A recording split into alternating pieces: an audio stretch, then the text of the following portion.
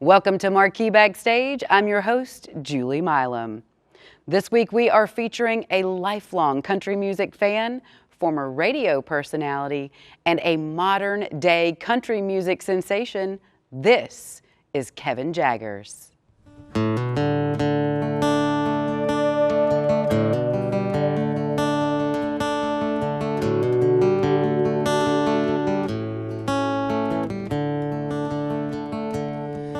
Hey you, I know you're hurting. It's like your world's up in thin air. You've been taught a lot of things about life, but no one said it was gonna be fair. Had your wheels set on forever, but that ship just up and sailed. Well, it's hard right now, I get it, but know this, when all else fails, you'll get... Kevin, welcome to Marquee Backstage. Yeah, it's good to be here. Thanks for having me.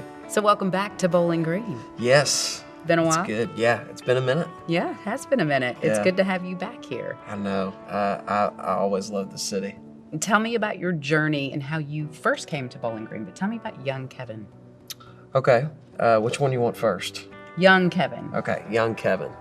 Young Kevin was, just a kid that really, really loved country music. Okay. That's what my whole life has been. I've just always been gravitated towards that. Who played it for you first? Probably my mom. But my dad, he listened to all kinds of different stuff too, so he kind of pushed what I listened to. Okay. His as well. influence was heavy. Yeah. Oh yeah. Did your family play music? Anybody in your household? Not in my household. I was pretty much the only person in my family to ever really do music, so it kind of came out of nowhere. My aunt, she was a background singer and did some performing over the years, but that's pretty much all that was had in my family. So yeah. So how did you jump from just enjoying listening to music to wanting to perform it yourself? I don't know. Really, it's always been there. Some things I feel like you're just kind of born destined to do. Mm-hmm. There hadn't been a point that I remember that music wasn't in my life, Okay. and that I wasn't performing. So that was always been a big thing for me. Where was your debut performance? I'm talking like old school, All first right. performance. Now I don't remember it, Okay. but there's pictures, and I took the microphone from my aunt's wedding. And sang some kind of, I think it was Barney or something like that. But yeah, so that was my first debut performance, really. But How old were you? I was like 3. Okay. Yeah, it was almost before I could talk or So something. Kevin likes Yeah. the spotlight. Oh yeah, Kevin was all about the spotlight, even from a young age. But my first real performance was when I was 16. My aunt booked me at a show in Lebanon Junction. Ooh. And there's this little restaurant, and she set everything up, and I came in and played, and it was probably awful. But, So what was on your set list? Do you remember? a lot of Keith Urban. I was a huge Keith Urban fan, and some Brad Paisley, I'm sure. But yeah, that early 2000s country. Uh-huh. And I love that. Did the crowd go wild? Oh, crazy. All 2 people. Yeah. My mom and my aunt. Oh, I love it. I love it. Yeah. Did they have special requests? Oh yeah, I'm sure. Yeah. Yeah, they always loved when I did like the early Keith Urban, because I really focused on that. Like I wanted to be Keith Urban. Yeah. Yeah, So you were bit by the bug, obviously, at a young age, For sure. wanting to perform, wanting to be in front of an audience. Right. So what was the logical next step from Lebanon Junction? well, it took me a minute to find that. I knew that I wanted to do it, but I was like, what if I'm, not a good performer or something like that? And so I went into radio for a little bit, did that, was a radio DJ. How many and- years? So I started my junior year of high school, so I was 17, and I'm 26 now, so yeah. So 9 years. Yeah, 9 years. What made you want to You're do better that at in high math than school? me. Yeah. Honestly, I just wanted to be around music and around what I love. And so, I can't see my life without country music. So I was like, how can I get more involved? How can I get more in the network of things? And so I went and watched a radio show and just didn't talk on it, nothing. I was just in the room with them. And it was so cool. I loved it. I'm like hearing all the new songs on the radio and stuff. In your head could show. Yeah, you might not see it now, but take it from me, the order you already know.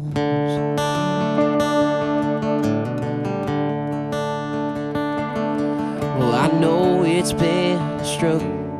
You get in your head sometimes and wondering what she's doing now. Damn near make you lose your mind. But there's healing in the lonely, and pretty soon you're gonna find that heartache may have saved you from what you could have left behind. 'Cause you'll shut the bars down, more neon lights, drink a little too much some Saturday nights, chase a few girls. There's more coming your way, but don't get caught up in it, or whatever Dad would say.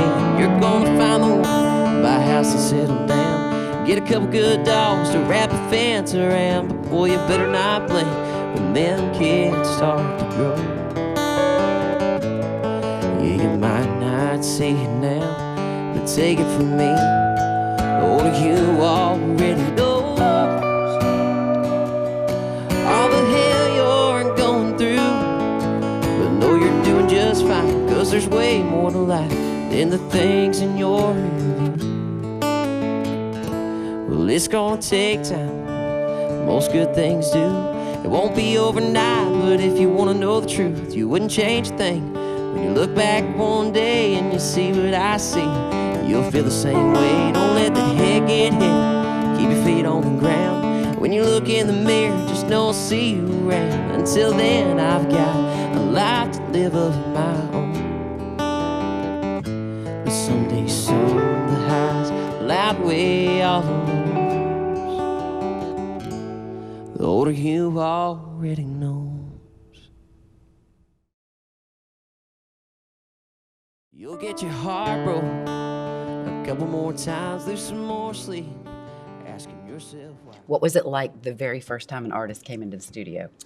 So it kind of, there was one in particular. It wasn't in the studio, but we went to this conference. It's called CRS, and it's really big. Everybody that's anybody in country music is there. And I was nervous. You know, I'm like definitely not 21. I'm like 18, 19, something like that. And we're in the valet of the hotel, and Thomas Rhett's just standing there alone. Nobody else around him. He's there. And so we're walking past him. He goes, "Hey, what's up?" And I'm like, He just recognized me. "Hey, oh yeah." Like he probably had no idea who I was or anything like that. And that's, totally understandable. He's Thomas Rhett, but it was just crazy. That was your first experience with an artist being a human. Absolutely. And not being an artist. Yeah, and it was just a, "Hey, what's up?" And I'm like, "Oh, wow." Yeah, they're just like you. Mm-hmm.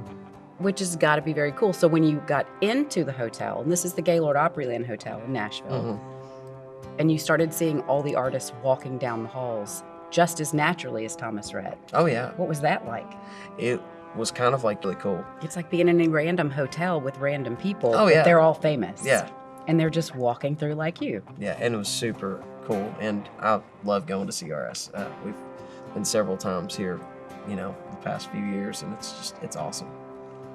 And then the next time you go, you'll be showcasing on the New Faces show. Right, that would be great. Yeah. Yeah, but yeah, going as an artist is really cool too.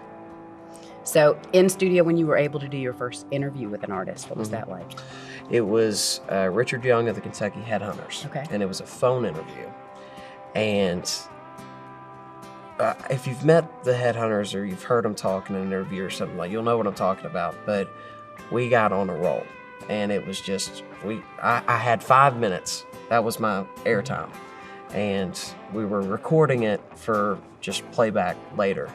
And it was 32 minutes long. Oh my God. And just because he would had start so much talking, and he'd keep going, and I'd keep going, and then it didn't end.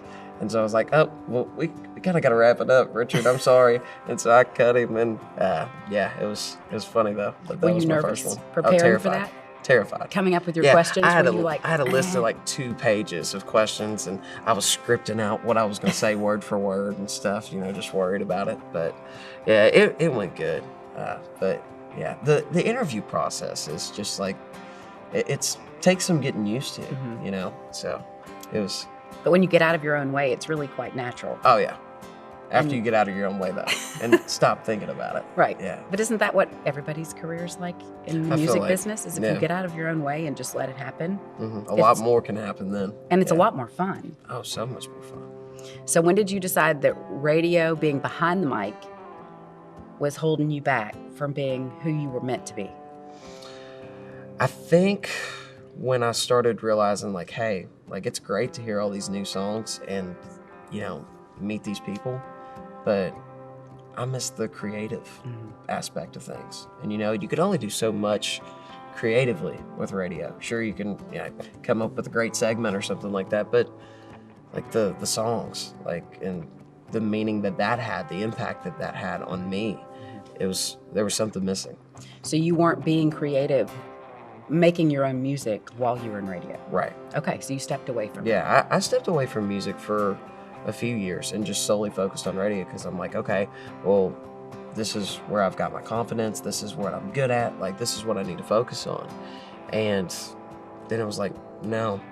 One day it was just kind of like, I like radio and I continue to do it. I've got some radio shows now that I like having it on the side. Right. But that's not my main focus, and it just can't be. Did something happen in your life that made you write a song so that you could just get your feelings out, and then you're like, you know what, I kind of miss this? Or what was the pivotal moment where you said, I've got to put my heart back into creating music? I think once I started getting that confidence, and then I started playing out, and seeing people come to shows, and seeing people engage with me on Facebook and stuff like that, and really start to come out and be regulars at shows. It was like, oh, this is cool. Yeah. And actually seeing people's faces as compared to, just being behind a mic and talking to an empty room. Right. And so the more personal that I got, the more connection with different people. I'm like, yeah, this is that moment.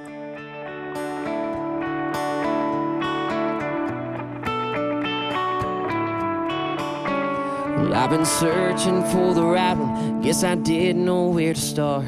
One or two I thought I knew, put some hell on my poor heart.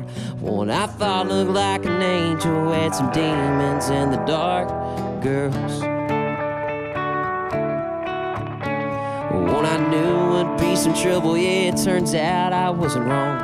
One I prayed wouldn't be forever, still all she did was lead me on. One that said I was wrong until I saw the other call. Girls. Well, some I loved and some I hated, some that left me black and blue, some that put me through some heartache, some I really didn't care to lose. No, it ain't just some coincidence, all the things that I've been through. Thank God for the girls who led me here to you. One I would've gave it all, but her and mama didn't get along. One that flipped my whole world upside down like a sad old country song. One that said she could do better till Mr. Right was up and gone. Girls. Well, some I loved and some I hated, some that left me black and blue, some that put me through some heartache, some I really didn't care to lose. No, it ain't just some coincidence, all the things that I've been through. Thank God for the girls who led me here to you. Yeah.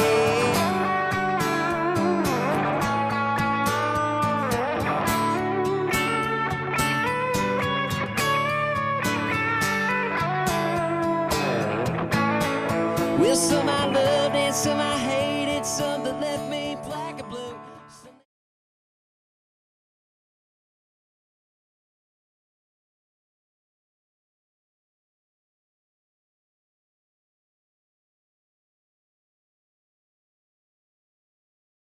So let's talk about music. Okay. Tell me about your favorite song that you've written. My favorite song that I've written is called The Older You Already Knows. Okay. It's a new one, so it's going to be one that we put out this year, and I'm really excited about that. But I was going through kind of a hard point in my life. I've went this last album, and I'll talk about it more, Black and Blue, but it focuses on finding myself through different heartbreaks and relationships that I've been in. And it was strictly just that project of an album. I wanted to focus on that. And so this is kind of coming off of that. And I grew up, like I said, on listening to stuff like Brad Paisley, and one of my favorite songs is Letter to Me. And there's, Garth Brooks, Unanswered Prayers. And I always wanted to write a song about that, like that older perspective, Right. And what I could tell myself, what advice I would give me. And so I wrote the song off that. So without going into all the lyrics, what are some of the things that you said to yourself? Well, I was going through a breakup at the time that I wrote it, and I was absolutely crazy about the girl. And one of my favorite lines is, I'm just talking to myself like I would just me and you, and I'm like, and I know you don't want to hear it, but you're gonna get over her. Yeah. And you're gonna look back, and the pain, hurt, and I talk about all that, and there's so much more out there. And I talk about how it sucks when people say that it takes time, but it does. And there's just so many different pieces of advice that I gave myself, and in a weird way it kind of helped now. So I'm writing it from this perspective of an older me. Right. But it's really what I've been telling myself. That's what you needed. Yeah. And what I needed to hear. Right. Yeah. And so that's perfect that the presence of now is helping you, and you were able to guide your own way. Yeah. And it it shows a lot of wisdom. Yeah. And at it a helped young me age. through everything that I was going through with the breakup. How do you want people to remember your music? Truthful. Just that it has that raw emotion grit. Mm-hmm. And it might not even be something that's like a emotional song, but at least it's authentic to what I am, and that's really important to me. So as we go into the future of this massive career you've got coming, when you leave it all out on stage, when they walk away from that truthful experience, what high do you want them to feel feeding off of you? When they leave a venue, what do you think the words are going to be coming out of their mouth? I hope, wow, that would be great. I want them to, because I'm a performer too. And I'll tell you firsthand, I'm not the best singer, I'm not the best guitar player, but I will try to perform to the best of my ability. And I'll give everything that I got. And that emotion, whether it's a party song and a feel-good song, or it's something that's like, hey, this is serious, I want them to feel it. Putting it all out there. Yeah, absolutely. I want them to feel like they're going through it now. Yeah. And they'll see you in every city. Yeah. We're going to go That's on the goal. tour with Yeah. Kevin Jaggers. Let's go on tour all the way. Let's I'm do ready. it. Well, let's start right here. We're grateful Okay. to be on this tour with you. Thank you Absolutely. for being on Marquee Hey, Backstage. thanks for having me. Don't have to drink anymore to get you out of my head. Stop replaying all the things that you said when you left, and I'm finally settling down. Yeah, things are turning around. Quit driving by your house just to see if you're home. Stop scrolling through my phone to make sure you ain't moved on. And when someone asks how, yeah, how I'm doing now, I tell 'em, I've heard I'm going through hell, I'm living my best life. Heard I'm taking it hard, shutting bars down tonight. But hey, the truth don't lie. Girl, I'm getting good at getting by. I've heard I want you back. Heard I've already moved on. Heard it was probably my fault. I knew we weren't gonna make it long. Yeah, but that's alright. I'm just just getting good at getting by. Yeah, girl, I get a good laugh about all the things going around. I heard your dad's real pissed, said I already checked out, and he thinks there's someone new. And I was probably with her before I left you. Don't even start with your friends, they're good at making it worse. I hear more lies about me than I'd hear about God in church, and rumors go around. I guess you got a little small towns, cause well, I've heard them going through hell, I'm living my best life. Heard them taking it hard, shutting bars down tonight, but hey, the truth don't lie. Girl, I'm getting good at getting by. I've heard I want you back, heard I've already moved on, heard it was probably my fault, I knew we weren't gonna make it long. Yeah, but that's alright. Yeah, I'm getting good at getting by.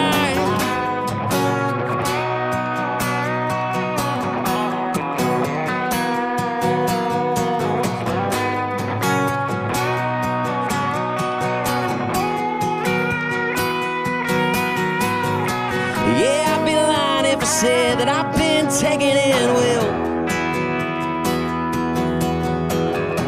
But girl, as far as you're concerned, I'm better off by myself.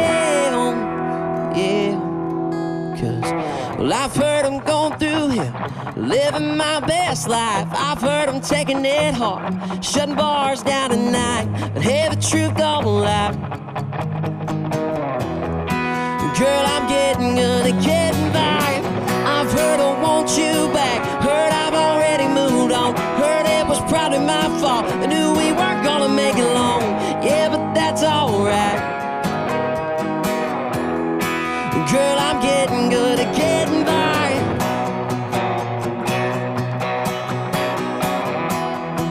Yeah, I'm getting good at getting by.